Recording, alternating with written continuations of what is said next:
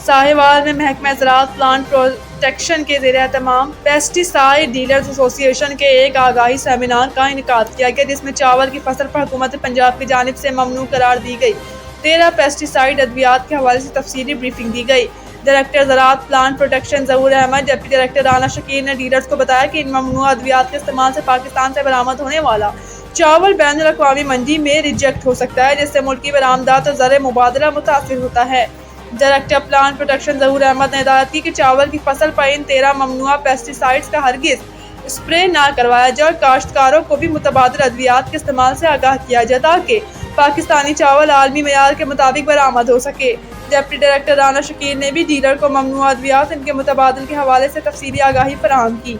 Seminar के इख्तिताम पर pesticide dealers association के सदर इफ्तिखार अहमद खान और चौधरी शब्बीर अहमद ने महकमा ज़राअत के बरवक्त आगाही सेमिनार के इनेकाद पर शुक्रिया अदा किया।